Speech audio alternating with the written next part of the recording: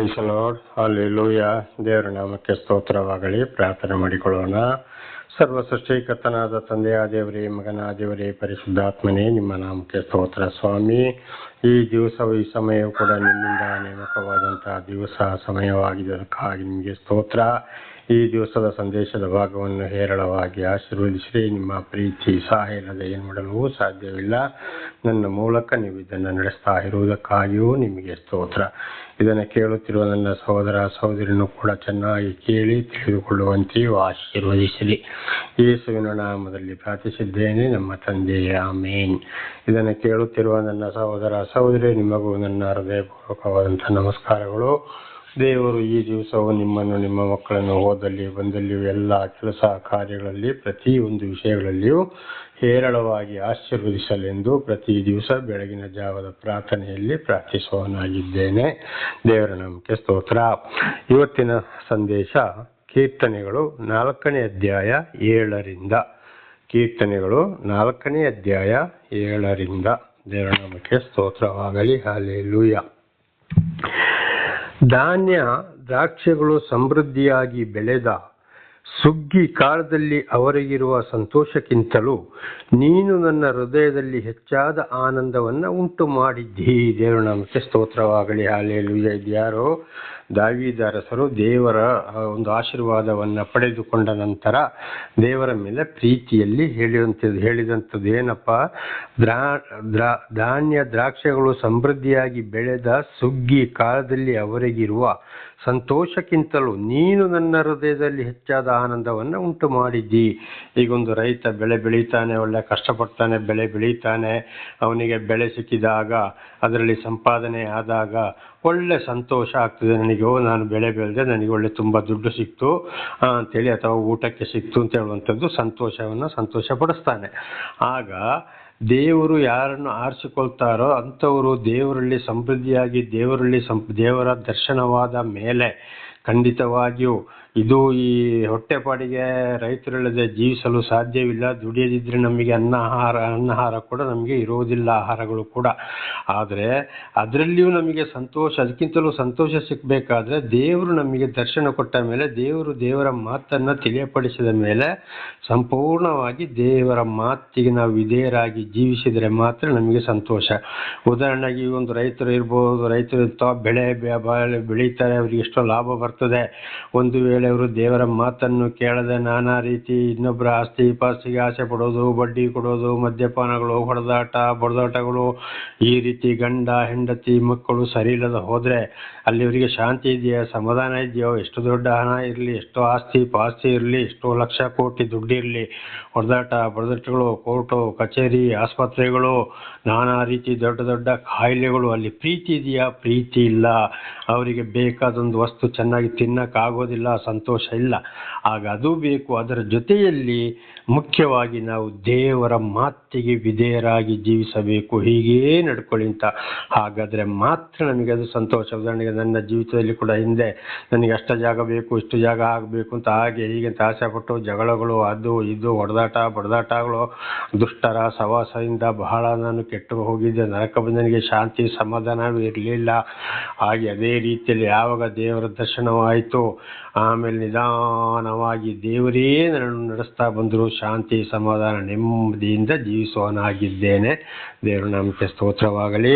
ಹಾಗೆ ಮುಖ್ಯವಾಗಿ ನಾವು ದೇವರ ವಾಕ್ಯಕ್ಕೆ ವಿಧೇಯರಾಗಿ ಜೀವಿಸಿ ಮುಂದಿನ ಕಾರ್ಯದಲ್ಲಿ ಹೋದಾಗ ಮಾತ್ರ ನಮಗೆ ಶಾಂತಿ ಸಮಾಧಾನ.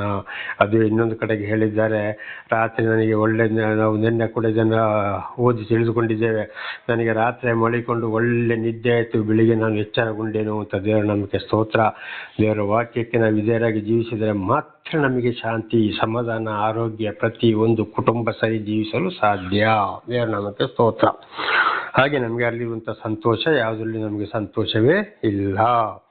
8ನೇ ವಚನ, ನಾನು ನಿರ್ಭಯವಾಗಿರುವುದರಿಂದ ಮಲಗಿಕೊಂಡು ಕೂಡಲೇ ನಿದ್ದೆ ಮಾಡುವೆನು. ನೋಡಿ, ಸಂತೋಷ ಇದ್ದರೆ ಮಾತ್ರ ಸಾಯಂಕಾಲ ಪ್ರಾರ್ಥನೆ ಮಾಡಿ, ಊಟ ಮಾಡಿ, ದೇವರು ನಮಸ್ಕಾರ ಮಾಡಿ, ಮಲಗುವಾಗಲೂ ದೇವರನ್ನೊಂದು ನೆನೆಸಿ ಒಂದು ನಮಸ್ಕಾರ ಮಾಡಿಕೊಂಡು, ದೇವರೇ ನೀನು ಮಾಡಿದಂತೆಲ್ಲ ಉಪಕಲ್ಯಾಗಿ ಸ್ತೋತ್ರಪ್ಪ ಅಂತೇಳಿ ದೇವರ ವಾಕ್ಯಕ್ಕೆ ವಿಧೇಯರಾಗಿ ಜೀವಿಸಿದರೆ ನಮ್ಮ ಮನಸ್ಸು ಯಾವುದು ಕೊರೆಯೋದಿಲ್ಲ, ಸಂತೋಷವಾಗಿರ್ತೇವೆ. ಮಲಗಿದ ಕೂಡಲೇ ನಿದ್ದೆ ಬರ್ತದೆ. ಆಮೇಲೆ ಎಷ್ಟೇ ಆಸ್ತಿ ಪಾಸ್ತಿ ಹಣ ಅಂತಸ್ತು ಇದ್ದರೂ ಕೂಡ ಈ ಪ್ರಾಪಂಚಿಕಗಳ ದುಷ್ಟರ ಸವಾಸ ಇದನ್ನು ನಾವು ಕೀರ್ತನೆ ಒಂದರಿಂದಲೂ ಮೊದಲಿಂದಲೂ ತಿಳ್ಕೊಂಡು ಬರ್ತಾ ಇದ್ದೇವೆ. ಅವ್ರ ಜೊತೆಲಿ ಮಾಡಿ ನಾನಾ ಥರ ದುಃಖಗಳಿಗೆ ಒಳಗಾದರೆ ಮಲಗಿದಾಗ ಅದುವೇ ಅಲ್ಲಿ ಕೊರಿಯೋಕ್ಕೆ ಪ್ರಾರಂಭ, ಕೆಟ್ಟ ಕೆಟ್ಟ ಕನಸುಗಳು, ಆಮೇಲೆ ಬೆಳಿಗ್ಗೆ ಬೇಗ ಎದ್ದು ಆ ಕಡೆ ಕಡೆ ಹುಚ್ಚರಾಗಿ ಓಡಾಡುವಂಥದ್ದು, ಕಡೆಗೆ ಮದ್ಯಪಾನಕ್ಕೆ ಗುರಿಯಾಗುವಂಥದ್ದು ಎಲ್ಲ ಇದು ಬರ್ತದೆ. ದೇವರು ನಮಗೆ ಕೊಟ್ಟದರಲ್ಲಿ ದುಡ್ಕೊಂಡು ಯಾವುದೇ ರೀತಿಯಲ್ಲಿ ಯಾರಿಗೂ ಅನ್ಯಾಯ ಮಾಡದ ಹಾಗೆ ದೇವರ ವಾಕ್ಯಕ್ಕೆ ವಿಧೇಯರಾಗಿ ನಡೆದರೆ ನಮಗೆ ಶಾಂತಿ, ಸಮಾಧಾನ, ನೆಮ್ಮದಿ ಇರುತ್ತದೆ. ಇದು ಇವತ್ತು ನನ್ನ ಜೀವಿತದಲ್ಲಿ ಕೂಡ ನೆರವೇರಿ ಹೋಗಿದೆ. ದೇವರ ನಾಮಕ್ಕೆ ಸ್ತೋತ್ರ. ಕೂಡಲೇ ನಿದ್ದೆ ಮಾಡುವೆನು ಅಂದರೆ ಇಲ್ಲದ್ರೆ ಏನಾಗ್ತದಲ್ಲಿ ಶುಚಿತಾ ಇರ್ತದೆ, ನಿದ್ದೆ ಬರುವುದಿಲ್ಲ, ಕೆಟ್ಟ ಕೆಟ್ಟ ಕನಸುಗಳು, ಎದ್ದು ಕೂತ್ಕೊಳ್ಳೋದು, ಹೊರಗಡೆ ಹೋಗಿ ಚೇರ್ ಹಾಕಿ ಕೂತ್ಕೊಳ್ಳೋದು, ಇಂಥದ್ದೆಲ್ಲ ಸಂಭವಿಸ್ತದೆ. ಕಾರಣ ದೇವರ ವಾಕ್ಯಗಳಿಗೆ ವಿರುದ್ಧವಾಗಿ ನಾವು ಜೀವಿಸುವುದರಿಂದ ಯಾವ ರೀತಿಯ ಶಿಕ್ಷೆ. ಹಾಗೆ ಯಾಕೆಂದರೆ ಯೆಹೋವನೇ, ನಾನು ಯಾವ ಅಪಾಯವಿಲ್ಲದೆ ಸುರಕ್ಷಿತನಾಗುವರಂತೆ ನನ್ನನ್ನು ನೀನು ಕಾಪಾಡುತ್ತೀ.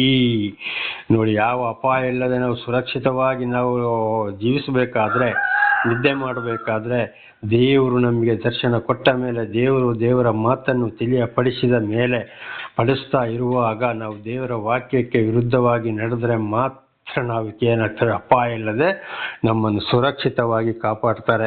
ಅನೇಕರು ದೇವರ ಮಾತನ್ನು ಕೇಳ್ತಾರೆ. ಒಂದು ಉದಾಹರಣೆಗೆ ಯವನಸ್ಥ ಹುಡುಗರಾಗಲಿ ಯಾರೇ ಆಗಲಿ ಮದ್ಯಪಾನ ಮಾಡ್ತಾರೆ ಕಡೆಗೆ ದೊಡ್ಡ ದೊಡ್ಡ ಕಾಯಿಲೆಗಳು ಅಥವಾ ಮದ್ಯಪಾನ ಮಾಡಿ ವಾಹನಗಳನ್ನು ಓಡಿಸ್ತಾರೆ. ಅಲ್ಲಿ ನಾನಾ ರೀತಿಯ ಸ್ವಲ್ಪ ಶಿಕ್ಷೆ ಬಂದು, ದೊಡ್ಡ ಶಿಕ್ಷೆ ಬಂದು ಏನೂ ಆಗ್ಬೋದು, ಅಲ್ಲಿ ಪ್ರಾಣ ಹೋಗದಾಗೆ ಕಾಪಾಡ್ತಾರೆ. ಆದರೆ ಪ್ರಾಣ ಹೋಗದ ಹಾಗೆ, ಮರಣ ಹೊಂದದಾಗೆ ಕಾಪಾಡೋರು ಯಾರಾಗಿದ್ದಾರೆ? ದೇವರಾಗಿದ್ದಾರೆ. ದೇವರ ನಾಮಕ್ಕೆ ಸ್ತೋತ್ರವಾಗಲಿ. ತಿಳಿಯದೆ ಗೊತ್ತಿಲ್ಲದೆ ಏನಾದರೂ ಅಪಾಯಗಳು ಬರುವುದಾದರೂ ಕೂಡ ದೇವರೇ ಕಾಪಾಡುವವರಾಗಿದ್ದಾರೆ.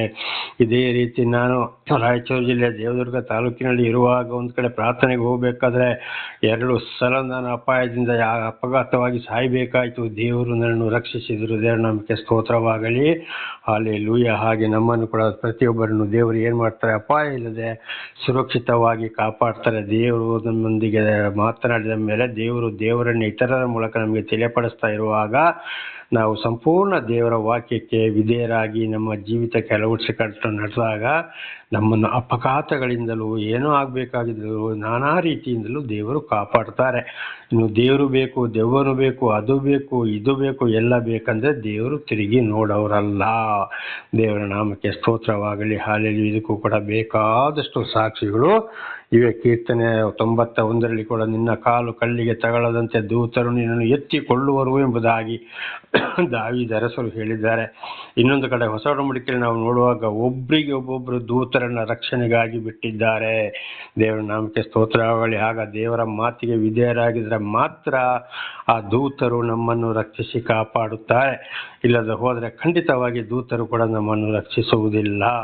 ಇದು ಇವತ್ತು ನಮ್ಮ ಮನುಷ್ಯರಲ್ಲಿ ತಗೊಳ್ಳೋಣ. ಅವನಿಗೆ ಇಷ್ಟು ಬುದ್ಧಿವಾದ ಹೇಳ್ದೆ ಮಾತು ಕೇಳಿಲ್ಲ, ಇನ್ನು ಹೋಗಲಿ, ಸಾಯಲಿ, ಕೈಕಾಲು ಮರ್ಕೊಳ್ಳಿ, ಏನು ಬೇಕಾದ್ರೂ ಆಗಲಿ ಅಂತೇಳಿ ನಾವು ಮನುಷ್ಯರ ಇವತ್ತು ನಮ್ಮ ಮಕ್ಕಳುಗಳಲ್ಲಾಗಲಿ, ಅಣ್ಣ ತಮ್ಮಂದಿರಲ್ಲಾಗಲಿ, ಗಂಡ ಹೆಂಡತಿಗಳಾಗಲಿ ಇದೇ ವಿಷಯವನ್ನು ನಾವು ಕೂಡ ಮಾತಾಡುವರಾಗಿದ್ದೇವೆ.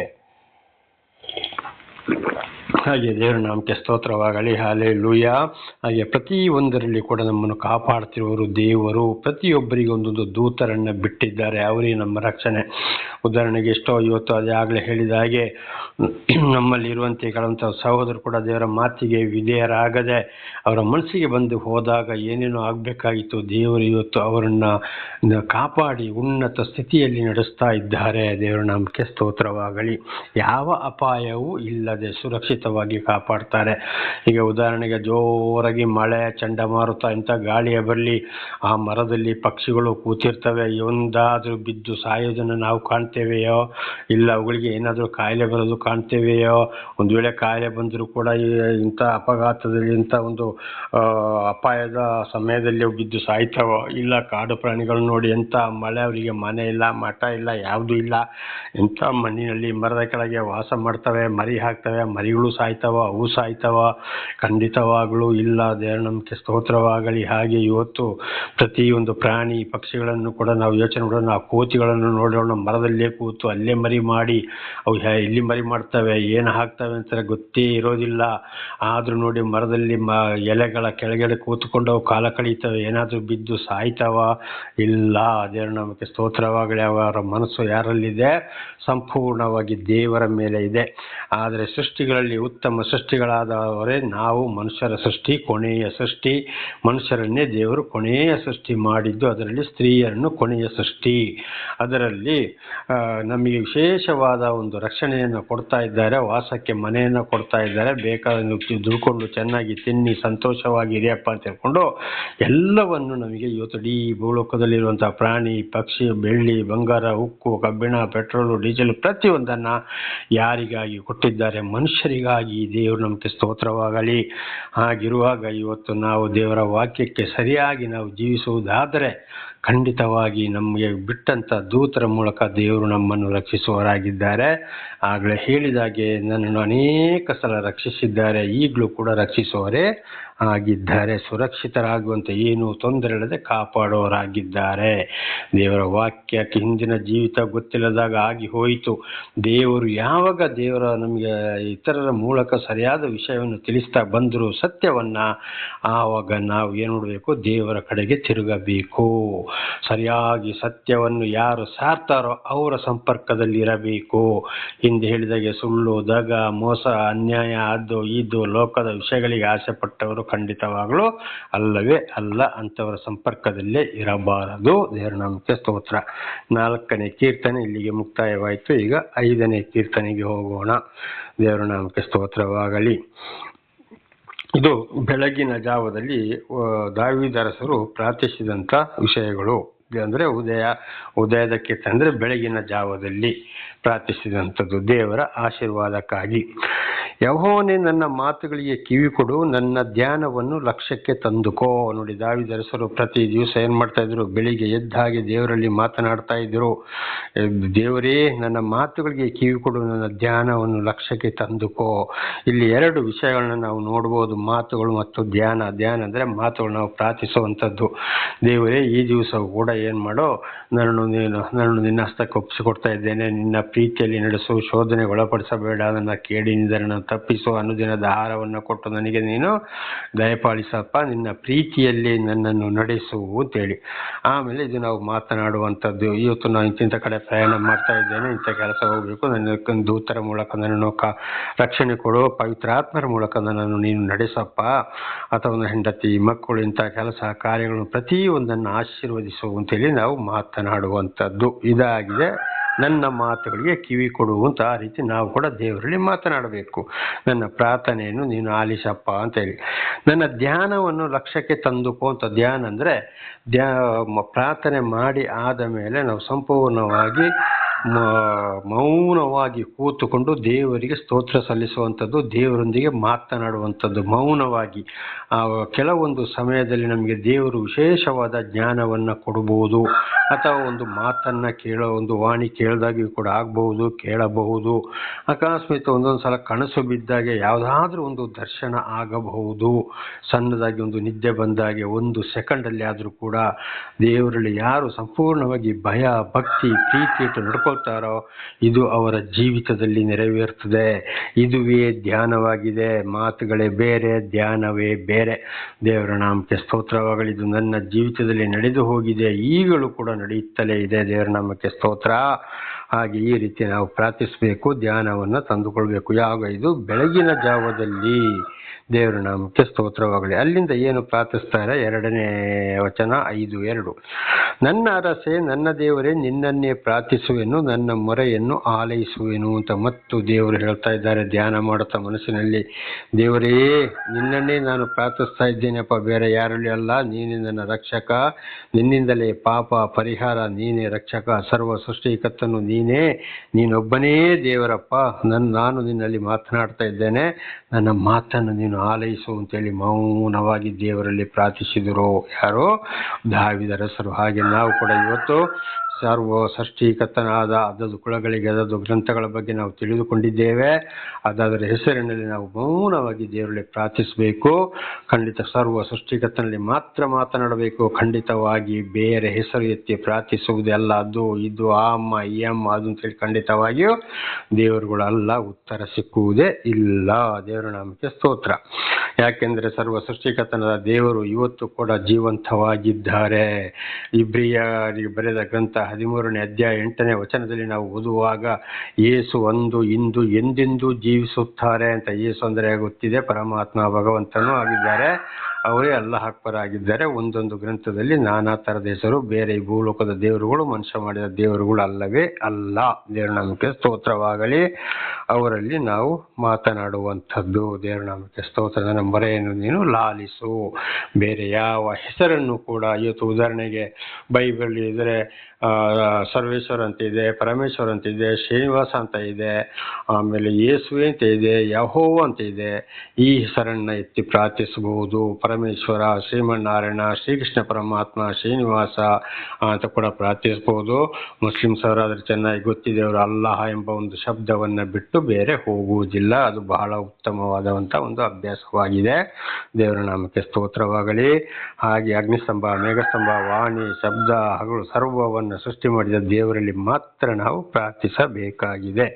ದೇವರ ನಾಮಕ್ಕೆ ಸ್ತೋತ್ರವಾಗಲಿ. ಹಲ್ಲೆಲೂಯಾ. ಹಾಗೆ ಈಗ 3ನೇ ವಚನಕ್ಕೆ ಹೋಗೋಣ.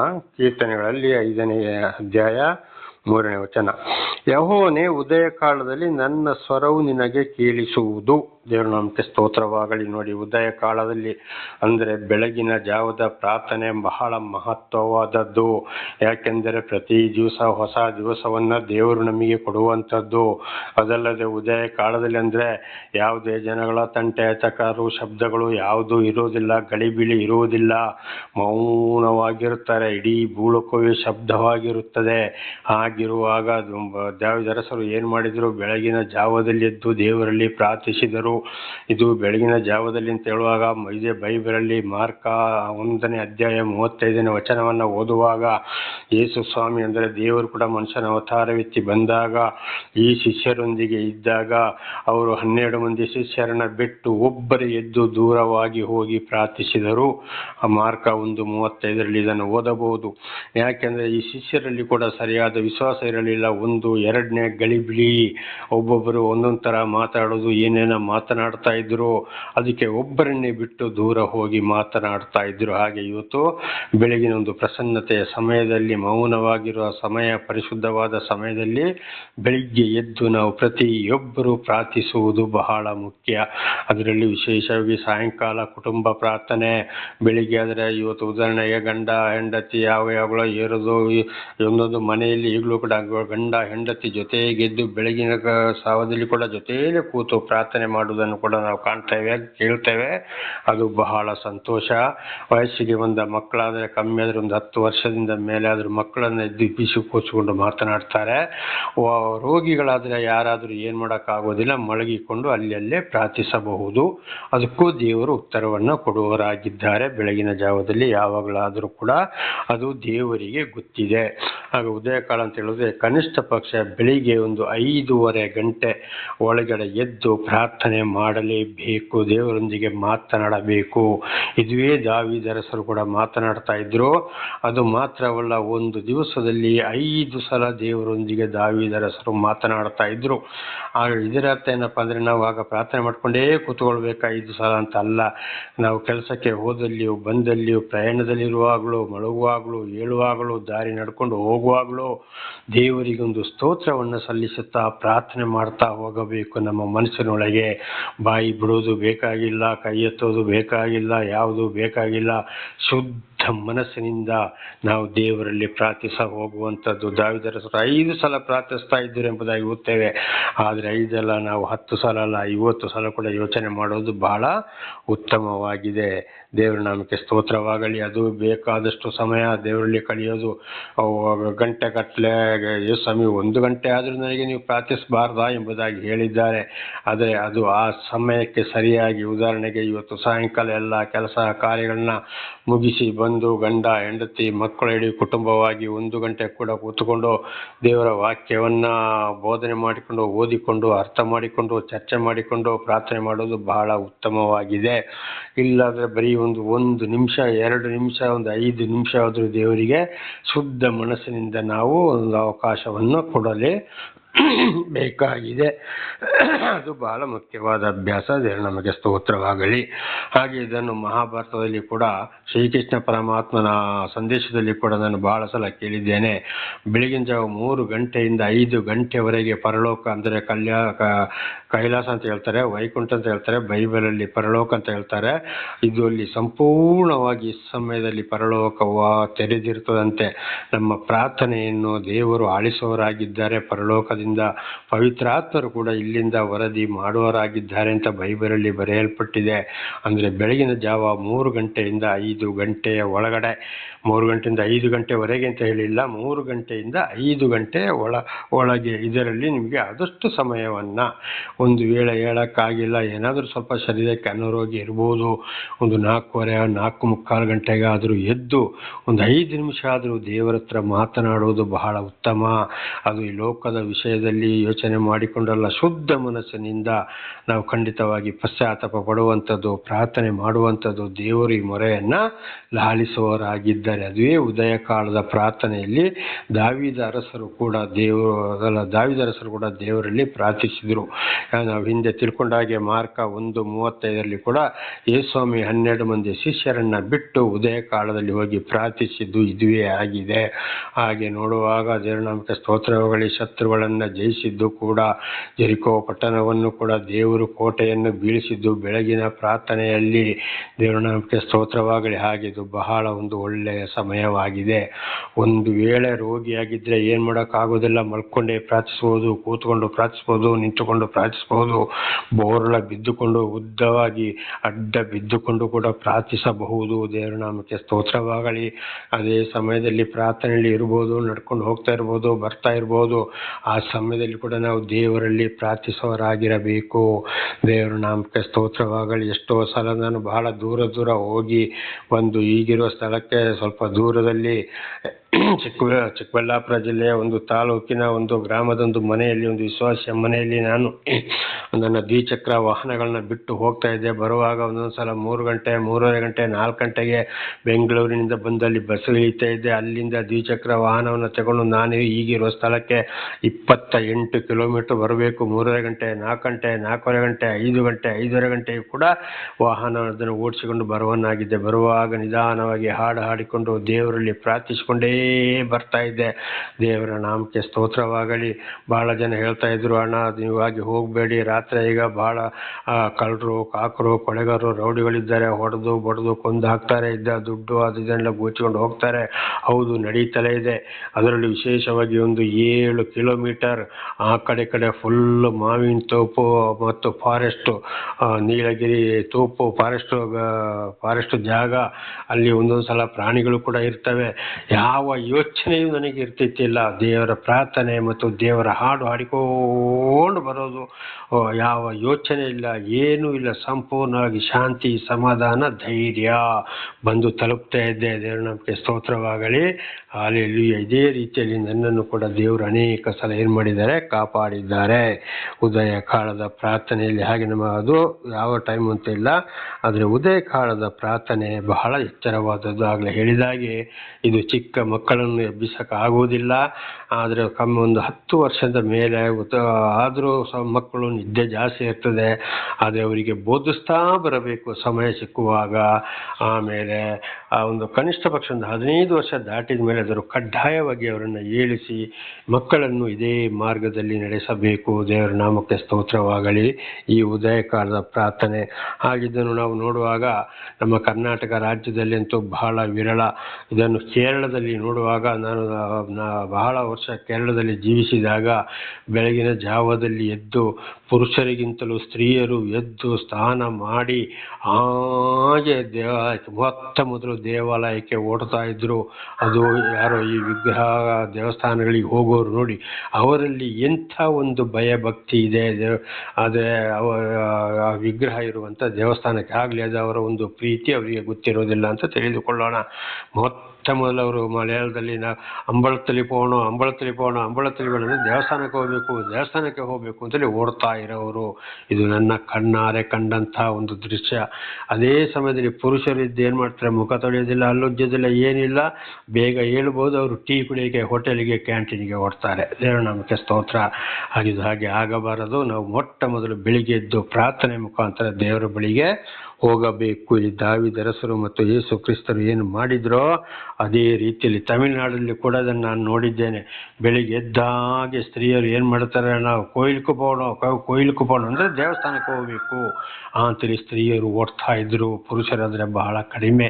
ಇದನ್ನೇ ನೋಡುವಾಗ ದೇವರು ಶಿಲುಬೆ ಮೇಲೆ ಸತ್ತು ಸಮಾಧಿ ಮಾಡಿಸಿಕೊಂಡು 3ನೇ ದಿವಸ ಅಂದರೆ ಮೃತ್ಯುಂಜಯನ ಆಗುವ ದಿವಸ ಬೆಳಿಗ್ಗೆ ಎದ್ದು ಅವರ ಭೂಲೋಕದ ತಾಯಿ, ಇತರ ಮಗ್ದಲದ ಮರಿಯಳು, ಬೇರೆ ಸುಸನ್ನಳು ಅಂತಲೇ ಇತರ ಸ್ತ್ರೀಯರು ಯೇಸುವಿನ ಸಮಾಧಿ ಬಳಿಗೆ ಏನು ಮಾಡಿದ್ರು, ಅದು ಕಾಣಿಕೆಗಳನ್ನ ತೆಗೆದುಕೊಂಡು ಅಲ್ಲಿಗೆ ಕಾಣಿಕೆ ಅಂದರೆ ಆ ಸಮಾಧಿಗೆ ಅರ್ಪಿಸುವಂಥದ್ದನ್ನು ತಗೊಂಡು ಅಲ್ಲಿಗೆ ಹೋದರು. ಸುಗಂಧ ದ್ರವ್ಯಗಳನ್ನ ತೆಗೆದುಕೊಂಡು ಸಮಾಧಿಯ ಬಳಿಗೆ ಓಡಿದ್ದು ಪುರುಷರಲ್ಲ, ಶಿಷ್ಯರು ಅಲ್ಲ, ಸ್ತ್ರೀಯರು ಓಡಿದ್ರು. ದೇವರ ನಾಮಕ್ಕೆ ಸ್ತೋತ್ರವಾಗಲಿ. ಬೆಳಗಿನ ಜಾವಕ್ಕೆ ಮೊದಲು ಇದು ಮತ್ತಾಯ 28:1, ಮಾರ್ಕ್ 16:1, ಲೋಕ 24:1 ಸ್ಪಷ್ಟವಾಗಿ ಈ ವಿಷಯಗಳು ಬರೆಯಲ್ಪಟ್ಟಿವೆ. ಮೊದಲು ಓಡಿದ್ದಲ್ಲಿ ಸ್ತ್ರೀಯರು ಯೇಸುವಿನ ಸಮಾಧಿ ಬಳಿಗೆ ಸುಗಂಧ ದ್ರವ್ಯಗಳನ್ನು ಸಮಾಧಿಗೆ ಹತ್ತಿರ ಇಡಕ್ಕೆ. ಹಾಗೆ ದೇವರ ನಾಮಕ್ಕೆ ಸ್ತೋತ್ರ. ಹಾಗೆ ಈ ಒಂದು ವಿಷಯದಲ್ಲಿ ಪ್ರತಿಯೊಂದು ಮನೆಯಲ್ಲಿಯೂ ಕೂಡ ಸ್ತ್ರೀಯರು ಮುಖ್ಯವಾಗಿ ಎಚ್ಚರವಾಗಿರಬೇಕು. ದೇವರ ನಾಮಕ್ಕೆ ಸ್ತೋತ್ರವಾಗಲಿ. ಹಾಗೆ ಬೆಳಿಗ್ಗೆ ಎದ್ದ ಹಾಗೆ ಅವರ ಹಲ್ಲುಜ್ಜಿದೋ, ಮುಖ ತೊಳೆದೋ, ಮನೆ ಗುಡಿಸೋದು, ಒಬ್ಬರು ಮನೆಯೊಳಗೆ ನೀರು ಹಾಕ್ತಾರೆ. ಖಂಡಿತವಾಗಿ ಮನೆಯಲ್ಲಿ ಪ್ರಾರ್ಥನೆ ಮಾಡುವಂಥದ್ದು, ಆ ಸಮಯದಲ್ಲಿ ಗಂಡಂದ್ರನ್ನ ಎಬ್ಬಿಸುವಂಥದ್ದು, ಪ್ರಾಯಕ್ರಮದ ಮಕ್ಕಳನ್ನು ಎಬ್ಬಿಸುವಂಥದ್ದು. ಒಂದು ವೇಳೆ ಅವರಿಗೆ ಅನಾರೋಗ್ಯ ಆದರೆ ಅಥವಾ ನಾನಾ ರೀತಿ ತೊಂದರೆಗಳಿದ್ದರೆ ಅವರು ಅಲ್ಲಲ್ಲೇ ಪ್ರಾರ್ಥನೆ ಮಾಡೋಕ್ಕೆ ಬಿಟ್ಟುಬಿಡಬೇಕು. ಸ್ತ್ರೀಯರು ಮುಖ್ಯವಾಗಿ ದೇವರಲ್ಲಿ ಪ್ರಾರ್ಥಿಸಬೇಕು. ಈ ಬೈಬಲಲ್ಲಿ ಕೂಡ ಕಾಣ್ತಾ ಇರುವುದು ಸ್ತ್ರೀಯರನ್ನೇ. ದೇವರ ನಮಗೆ ಸ್ತೋತ್ರವಾಗಲಿ. ಹಾಗೆ ನಮ್ಮ ಹಿರಿಯರು ಕೂಡ ಒಂದು ಮಾತು ಹೇಳ್ತಾರೆ, ಖಂಡಿತವಾಗಿ ಒಂದು ಸ್ತ್ರೀಯರು ಮನೆಯಲ್ಲಿ ದೇವರೊಂದಿಗೆ ಜೀವಿಸುವುದಾದರೆ ಅಲ್ಲಿ ಗಂಡ ಹೆಂಡತಿ ಎಲ್ಲರೂ ಸರಿ ಒಂದೇ ಒಗ್ಗಟ್ಟಿನಲ್ಲಿ ಇರಬೇಕು. ಮುಖ್ಯವಾಗಿ ಸ್ತ್ರೀಯರ ಲಕ್ಷಣದಲ್ಲಿ ಕಾಣ್ತಾ ಇದೆ. ದೇವರ ನಾಮಕ್ಕೆ ಸ್ತೋತ್ರವಾಗಲಿ. ಹಾಗೆ ಉದಯ ಕಾಲದ ಪ್ರಾರ್ಥನೆ ಬಹಳ ಪ್ರಾಮುಖ್ಯ. ಆದರೆ ಇದರ ಬಗ್ಗೆ ನಾವು ನೋಡುವಾಗ ಇವತ್ತು ಒಬ್ಬೊಬ್ಬರು ಒಂದೊಂದು ವೇಳೆ ಗಂಡಂದಿರು ಬೇಗ ಎದ್ದರೂ ಕೂಡ ಸ್ತ್ರೀಯರು 6:30, 7 ಗಂಟೆ ಅಲ್ಲದೆ ಏಳುವುದಿಲ್ಲ. ಎದ್ದು ಹೊರಗಡೆ ಸುಮ್ಮನೆ ಕೂತ್ಕೊಳ್ತಾರೆ. ಹಲ್ಲುಜ್ಜೋದಿಲ್ಲ, ಮುಖ ತೊಳೆಯೋದಿಲ್ಲ, ಮನೆ ಗುಡಿಸೋದಿಲ್ಲ, ದೇವರಿಗೊಂದು ನಮಸ್ಕಾರ ಮಾಡುವುದಿಲ್ಲ, ಯಾವುದೂ ಇಲ್ಲ. 6 ಗಂಟೆಗೆ ಹೇಳೋದು ಕೂಡ ಬಹಳ ವಿರಳ. 7, 8 ಗಂಟೆಗೆ, ಒಂದು ವೇಳೆ 6 ಗಂಟೆ ಒಳಗೆ ಅಥವಾ 5, 5:30 ಗಂಟೆಗೆ ಎದ್ದು ಪ್ರಾರ್ಥನೆ ಮಾಡೋರಿದ್ದರೆ ಖಂಡಿತವಾಗಿ ದೇವರಿಗೆ ಬಹಳ ಹತ್ತಿರವಾಗಿದ್ದಾರೆ ಅಂತ ಇದರ ಅರ್ಥವನ್ನು ನಾವು ತಿಳಿದುಕೊಳ್ಳಬೇಕು. ದೇವರ ನಾಮಕ್ಕೆ ಸ್ತೋತ್ರಗಳಲ್ಲಿ ಮಕ್ಕಳನ್ನು ಎಬ್ಬಿಸುವುದಂತೂ ಅವರಿಗೊತ್ತು ಶಾಲೆ ಇಲ್ಲ, ಅವರಿಗೊತ್ತು ರಜೆ ಅಂತೇಳಿ 10 ಗಂಟೆಗೆ ವಯಸ್ಸಿಗೆ ಬಂದವರೇ 11 ಗಂಟೆ 12 ಗಂಟೆಗೆ ಎದ್ದು ಹಲ್ಲು ಉಜ್ಜವರು ಆಗಿದ್ದಾರೆ. ಎದ್ದು ಸುಮ್ಮನೆ ರಿಮೋಟ್ ಹಿಡ್ಕೊಂಡು ಕುರ್ಚಿ ಮೇಲೆ ಕೂತ್ಕೊಂಡು, ಚೇರ್ ಮೇಲೆ ಕೂತ್ಕೊಂಡು, ಕಾಲು ಮೇಲೆ ಕಾಲು ಹಾಕೊಂಡು TV ನೋಡೋರಾಗಿದ್ದಾರೆ. ಅದು ಹೋಗಲಿ, ಯಾವುದಾದ್ರೊಂದು ದೇವರ ಒಂದು ವಚನವನ್ನು ಕೇಳ್ತಾ ಇದ್ದಾರಾ, ವಾಕ್ಯಗಳನ್ನ ಕೇಳ್ತಾ ಇದ್ದಾರಾ, ಅದು ಇಲ್ಲ. ಯಾವುದೋ ಡ್ಯಾನ್ಸ್ಗಳು ಅವರಿಗೆ ಬೇಕಾಗಿದ್ದನ್ನು. ಆಮೇಲೆ ತಾಯಿಯಂದಿರು ಎಲ್ಲ ಅಡಿಗೆ ಆದ ಮೇಲೆ 10-10:30 ಗಂಟೆಗೆ ಎದ್ದುಕೊಂಡು ಹಲ್ಲುಜ್ಜೋದು, ಆಮೇಲೆ ಊಟ ಮಾಡೋದು. ಒಬ್ಬೊಬ್ಬರು ಹೇಳೋದೇ 11 ಗಂಟೆ 12 ಗಂಟೆ. ಕೆಲವು ತಾಯಿಯಂದಿರು ಮಕ್ಕಳನ್ನು ಎಬ್ಬಿಸುವುದಿಲ್ಲ, ಒಂದು ಮನೆ ಕೆಲಸ ಕಳಿಸುವುದಿಲ್ಲ, ಮಕ್ಕಳಿಗೆ ಒಂದು ಪ್ರಾರ್ಥನೆಯನ್ನು ಹೇಳಿ ಕೊಡುವುದಿಲ್ಲ, ಮಾಡಿಸುವುದು ಕೂಡ ಇಲ್ಲ. ಬುದ್ಧಿವಾದ ಹೇಳಿದರೆ ಹೇಳ್ತಾರೆ, ನಮ್ಮ ಮಕ್ಕಳನ್ನ ಸಾಕೋದು ನನಗೆ ಗೊತ್ತಿದೆ, ನೀನು ಹೇಳಬೇಕಾಗಿಲ್ಲ ಅಂತ. ಇದು ನನ್ನ ಜೀವಿತದಲ್ಲಿ ಕೂಡ ಈ ಮಾತನ್ನು ನಾನು ಹೇಳಿಸಿಕೊಂಡಿದ್ದೇನೆ. ಆದ್ದರಿಂದ ಸ್ತ್ರೀಯರೇ ಹಾಗೆ ಆಗಬಾರದು. ದಯವಿಟ್ಟು ಬೆಳಿಗ್ಗೆ ಬೇಗ, ಕನಿಷ್ಠ ಪಕ್ಷ ಒಂದು 5:30 ಗಂಟೆ ಒಳಗಡೆ ಆದರೂ ಎದ್ದು ಅಂತ 5:30 ಗಂಟೆ ಒಳಗೆ ಆದರೂ ಎದ್ದು ಪ್ರಾರ್ಥನೆ ಮಾಡಬೇಕು. ಕಲಿಸ್ಬೇಕು, ಮಕ್ಕಳಿಗೂ ಅದನ್ನೇ ಕಲಿಸ್ಕೊಡ್ಬೇಕು. ಅಂಥ ಮನೆ ದೇವರಲ್ಲಿ ಆಮೇಲೆ ಅವರವರ ದಿನನಿತ್ಯದ ಕೆಲಸವನ್ನು ಪ್ರಾರಂಭ ಮಾಡಬೇಕು. ಆಗ ಖಂಡಿತವಾಗಿ ಅಂಥ ಮನೆ ಆಶೀರ್ವಾದ ಹೊಂದುವುದರಲ್ಲಿ ಯಾವುದೇ ಸಂಶಯವಿಲ್ಲ. ಇವತ್ತು ನೋಡಿ, ಬೆಳಿಗ್ಗೆ ಎದ್ದು ಸ್ತ್ರೀಯರು 4:15 ಗಂಟೆ 5 ಗಂಟೆ ಒಳಗೆ ಆದರೂ ಎದ್ದು ಮನೆಯೆಲ್ಲ ಗುಡಿಸಿ ದೇವರಲ್ಲಿ ಪ್ರಾರ್ಥನೆ ಮಾಡ್ತಾರೆ. ಆಮೇಲೆ ಅವರ ಕೆಲಸ ಕಾರ್ಯಗಳನ್ನು ಪ್ರಾರಂಭ ಮಾಡ್ತಾರೆ. ಅವರು ಕೂಡ ಸ್ವತಃ ಚೆನ್ನಾಗಿ ದುಡಿತಾರೆ. ಅವರಿಗೆ ವಿಶೇಷವಾದ ಜ್ಞಾನವನ್ನು ದೇವರು ಕೊಡುವವರಾಗಿದ್ದಾರೆ. ಅವರ ಮನೆ ಉತ್ತಮವಾಗಿ ಬೆಳೆಯುತ್ತಲೇ ಇದೆ. ಅವರ ಮಕ್ಕಳನ್ನು ಅದೇ ಮಾರ್ಗದಲ್ಲಿ ಯಾರು ಗಂಡ ಹೆಂಡತಿ ನಡೆಸ್ತಾರೋ ಅವರನ್ನು ಕೂಡ ದೇವರು ಹೇರಳವಾಗಿ ಆಶೀರ್ವದಿಸುವವರಾಗಿದ್ದಾರೆ. ಇದಕ್ಕೆಲ್ಲ ಕಾರಣ ಉದಯ ಕಾಲದ ಪ್ರಾರ್ಥನೆಯಾಗಿದೆ. ಮಕ್ಕಳ ಬಗ್ಗೆ ಕೂಡ ಇದನ್ನು ಕೂಡ ಧರ್ಮೋಪದೇಶಕಾಂಡ 6ನೇ ಅಧ್ಯಾಯದಲ್ಲಿ ಮತ್ತು 11ನೇ ಅಧ್ಯಾಯದಲ್ಲಿ ಓದಬಹುದು. ನಿಮ್ಮ ಮಕ್ಕಳಿಗೂ ಕೂಡ ಇದನ್ನು ಅಭ್ಯಾಸ ಮಾಡಿರಿ. ಪ್ರಯಾಣದಲ್ಲಿರುವಾಗಲೂ, ಹೇಳುವಾಗಲೂ, ಮಲಗುವಾಗಲೂ, ಕೂತಿರುವಾಗಲೂ ಕೂಡ ಇದನ್ನು ಮರಿಬೇಡಿ. ನಿಮ್ಮ ಹಣೆಗೆ ಪಟ್ಟಿಯನ್ನು ಕಟ್ಟಿದ ಹಾಗೆ ಉಬ್ಬಿನ ನಡುವೆ ಬರೆದಿಟ್ಟುಕೊಳ್ಳಿ. ಮನೆಯ ಬಾಗಿಲು ನಿಲುವು ಪಟ್ಟಿಗಳಲ್ಲಿ ಕೂಡ ಇದನ್ನು ಬರೆದಿಡಿ ಅಂತೇಳಿ. ಆಗ ಮಕ್ಕಳ ಒಂದು ಆಶೀರ್ವಾದಕ್ಕೂ ಯಾರು ತಂದೆ ತಾಯಿಗಳೇ ಕಾರಣರಾಗ್ತಾರೆ. ಉದಾಹರಣೆಗೆ ಮುಸ್ಲಿಮ್ಸ್ ಒಂದು ಜನಾಂಗವನ್ನು ತೆಗೆದುಕೊಳ್ಳೋಣ. ಬೆಳಿಗ್ಗೆ ನೋಡಿ ಚಿಕ್ಕ ಮಕ್ಕಳನ್ನು ಎಬ್ಬಿಸೋರು ಹೇಗೆ ತಂದೆ ತಾಯಿ ಕಳಿಸ್ತಾರೆ ಅಂತೇಳಿ. ಆ ಬೀದಿ ಬದಿಯಲ್ಲಿ ಮಕ್ಕಳು ಒಬ್ಬರಿಂದೊಬ್ಬರು ಕೈ ಹಿಡ್ಕೊಂಡು ಹೇಗೆ ಹೋಗ್ತಾರೆ ನೋಡಿ. ದೇವರ ನಾಮಕ್ಕೆ ಸ್ತೋತ್ರವಾಗಲಿ. ಇದನ್ನು ಪ್ರತಿಯೊಬ್ಬರು ಅರ್ಥ ಮಾಡಿಕೊಳ್ಳಬೇಕು. ಹಾಗೆ ಮಕ್ಕಳ ಆಶೀರ್ವಾದಕ್ಕೂ ಕೂಡ ತಂದೆ ತಾಯಿಗಳೇ ಕಾರಣರಾಗ್ತಾರೆ. ಅದು ಮಾತ್ರವಲ್ಲ, ಮಕ್ಕಳ ಬುದ್ಧಿಯಿಂದ ತಂದೆ ತಾಯಿಗಳ ಗುಣಗಳು ಕೂಡ ಅಲ್ಲಿ ಗೊತ್ತಾಗ್ತವೆ. ಬಹಳ ಎಚ್ಚರ. ಹಾಗೆ ಉದಯ ಕಾಲದ ನನ್ನ ಸ್ವರವು ನಿನಗೆ ಕೇಳಿಸುವುದು. ಹಾಗೆ ಬೆಳಗಿನ ಜಾವದ ಪ್ರಾರ್ಥನೆ ಖಂಡಿತವಾಗಿಯೂ ದೇವರು ಆಲಿಸುವವರಾಗಿದ್ದಾರೆ, ಉತ್ತರ ಕೊಡುವವರಾಗಿದ್ದಾರೆ. ಮಾತನಾಡೋದು, ಧ್ಯಾನ ಮಾಡುವಂಥದ್ದು ಉದಯ ಕಾಲದ್ದು ಬಹಳ ಪ್ರಾಮುಖ್ಯ ಒಂದು ದಿವಸದಲ್ಲಿ. ಆಮೇಲೆ ಎಲ್ಲವೂ ಬೇಕು, ಆದರೆ ಬೆಳಗಿನ ಜಾವದಲ್ಲಿ ಬಹಳ ಮುಖ್ಯವಾಗಿದೆ. ದೇವರ ನಾಮಕ್ಕೆ ಸ್ತೋತ್ರ. ಹಾಗೆ ಕುಟುಂಬ ಪ್ರಾರ್ಥನೆ ಕೂಡ ಸಾಯಂಕಾಲ ಎಲ್ಲ ಕೆಲಸ ಕಾರ್ಯಗಳು ಆದಮೇಲೆ ಸ್ನಾನ ಮಾಡುವಂಥದ್ದು. ಒಬ್ಬೊಬ್ಬರು ಕೈ ಕಾಲು ತೊಳಿತಾರೆ ಅಥವಾ ಮುಖ ತೊಳಿತಾರೆ, ಒಬ್ಬೊಬ್ಬರು ಹಾಗೆ ಮಲಗ್ತಾರೆ, ಏನಾಗ್ತಾರೆ. ಖಂಡಿತವಾಗಿ ದೇವರ ದರ್ಶನ ಆದವರು ಪ್ರತಿ ದಿವಸ ಸಾಯಂಕಾಲ ಸ್ನಾನ ಮಾಡಲೇಬೇಕು. ಮಾಡಿ ಊಟಕ್ಕೆ ಮೊದಲು ಕೂತುಕೊಂಡು ಗಂಡ ಹೆಂಡತಿ ಮಕ್ಕಳನ್ನು ಕೂರಿಸಿಕೊಂಡು ದೇವರ ವಿಷಯವನ್ನು ಹೇಳಿ ಪ್ರತಿ ದಿವಸ ಸ್ವಲ್ಪ ವಿಷಯಗಳಾದರೂ ಮಕ್ಕಳಿಗೆ ಎಚ್ಚರಗೊಳಿಸ್ತಾ ಬೇಕು, ಬೋಧಿಸ್ತಾ ಬರಬೇಕು. ದೇವರು ಎಲ್ಲ ಮಾಡಿದಂಥ ಎಲ್ಲ ಕಾರ್ಯಗಳಿಗಾಗಿ ದೇವರೇ ಈ ದಿವಸವೂ ಕೂಡ ಎಲ್ಲ ರೀತಿಯಲ್ಲಿ ನಮ್ಮನ್ನು ರಕ್ಷಿಸಿದ್ದೀರಿ. ಹೋದಲ್ಲಿ ಬಂದಲ್ಲಿಯೂ ಅನುದಿನದ ಆಹಾರವನ್ನು ಕೊಟ್ಟು ಕೆಲಸ ಕಾರ್ಯಗಳಲ್ಲಿ ವಾಹನದಲ್ಲಿ ಪ್ರತಿಯೊಂದನ್ನು ಆಶೀರ್ವಾದ ಮಾಡಿದ್ದೀರಿ. ಅದಕ್ಕಾಗಿ ಸ್ತೋತ್ರ. ನನ್ನಿಂದ ಬಂದಂಥ ಎಲ್ಲ ಪಾಪಗಳನ್ನು ನೀವು ಕ್ಷಮಿಸಿರಿ. ನಿಮ್ಮಿಂದಲೇ ಪಾಪ ಪರಿಹಾರ, ನಿಮ್ಮಿಂದಲೇ ರಕ್ಷಣೆ. ನೀವೊಬ್ಬರೇ ದೇವರಪ್ಪ. ನೀವು ಮಾಡುತ್ತಿರುವ ಎಲ್ಲ ಉಪಕಾರಗಳಿಗಾಗಿ ಕೃತಜ್ಞತಾ ವಂದನೆಗಳು ಅಂತ ಪ್ರಾರ್ಥನೆ ಮಾಡುವಂಥದ್ದು. ಆಮೇಲೆ ದಿವಸಕ್ಕೆ ಇಷ್ಟು ಅಂತೇಳಿ ನಿಗದಿಪಡಿಸಿ ದೇವರ ವಾಕ್ಯಗಳನ್ನು ಮಾತನಾಡುವಂಥದ್ದು, ಮಕ್ಕಳಿಗೂ ತಿಳಿಸಿಕೊಡುವಂಥದ್ದು. ಇದು ಕುಟುಂಬ ಪ್ರಾರ್ಥನೆಯಾಗಿದೆ. ಸಾಯಂಕಾಲ ಊಟ ಎಲ್ಲ ಮಾಡಿ ಮಲಗುವ ಸಮಯದಲ್ಲಿ ಕೂಡ 1 ನಿಮಿಷ ದೇವರೇ, ನಾನು ವಿಶ್ರಾಂತಿಗೆ ಹೋಗ್ತಾ ಇದ್ದೀನಿ, ಒಳ್ಳೆ ನಿದ್ದೆ ಕೊಡು, ದರ್ಶನ ಕೊಡು, ಮಾತನಾಡು. ನಾಳೆ ಬೆಳಿಗ್ಗೆ ಎದ್ದು ನಿನ್ನೊಂದಿಗೆ ಮಾತನಾಡುವಂತೆಯೂ ನಿನಗೊಂದು ಸ್ತೋತ್ರ ಸಲ್ಲಿಸುವಂತೆಯೂ ನಮ್ಮ ಎಲ್ಲರನ್ನು ಆಶೀರ್ವದಿಸು. ಬೆಳಿ ಕೂಡ ಎಚ್ಚರಗೊಳಿಸಪ್ಪ, ನಿಮ್ಮ ಉಪಕಾರಗಳಿಗಾಗಿ ಸ್ತೋತ್ರ ಅಂತ 1 ನಿಮಿಷ ಮತ್ತೊಂದು ಪ್ರಾರ್ಥನೆಯನ್ನು ಸಲ್ಲಿಸಿ ಮಲಗುವುದು ಬಹಳ ಉತ್ತಮವಾಗಿದೆ. ದೇವರ ನಾಮಕ್ಕೆ ಸ್ತೋತ್ರವಾಗಲಿ. ಹಲ್ಲೆಲೂಯಾ. ಇದು ನಾಳೆಗೂ ಮುಂದುವರಿಯುವುದು. ಪ್ರಾರ್ಥನೆ ಮಾಡಿಕೊಳ್ಳೋಣ. ಸರ್ವ ಸೃಷ್ಟಿಕರ್ತನ ತಂದೆಯ ದೇವರೇ, ಮಗನ ದೇವರೇ, ಪರಿಶುದ್ಧಾತ್ಮನೇ, ನಿಮ್ಮ ನಾಮಕ್ಕೆ ಸ್ತೋತ್ರ ಸ್ವಾಮಿ. ಇವತ್ತಿನೊಂದು ಸಂದೇಶವನ್ನು ನನ್ನ ಸಹೋದರ ಸಹೋದರಿಗೆ ತಿಳಿಸಲು ಆಶೀರ್ವಾದ ಮಾಡಿದಕ್ಕಾಗಿ ಸ್ತೋತ್ರ. ಅವರು ಏನಾದರೂ ತಪ್ಪಿ ಹೋಗಿದ್ದರೆ ವಾಕ್ಯಕ್ಕೆ ವಿಧೇಯರಾಗಿ ಜೀವಿಸಿ ನಿಮ್ಮಿಂದ ಆಶೀರ್ವಾದವನ್ನು ಹೊಂದಿ ಅವರ ಮಕ್ಕಳನ್ನು ಇದೇ ಮಾರ್ಗದಲ್ಲಿ ನಡೆಸುವಂತೆ ಅವನು ಹೇರಳವಾಗಿ ಆಶೀರ್ವದಿಸಿರಿ. ಯೇಸುವಿನ ನಾಮದಲ್ಲಿ ಪ್ರಾರ್ಥಿಸಿದ್ದೇನೆ ನಮ್ಮ ತಂದೆ, ಆಮೇನ್. ಇದನ್ನು ಕೇಳುತ್ತಿರುವ ನನ್ನ ಸಹೋದರ ಸಹೋದರಿ, ನಿಮಗೂ ನನ್ನ ಹೃದಯಪೂರ್ವಕವಾದಂಥ ಧನ್ಯವಾದಗಳು. ನಿಮ್ಮನ್ನು ನಿಮ್ಮ ಮಕ್ಕಳನ್ನು ದೇವರು ಹೇರಳವಾಗಿ ಆಶೀರ್ವದಿಸಲಿ. ದೇವರ ಕರುಣೆ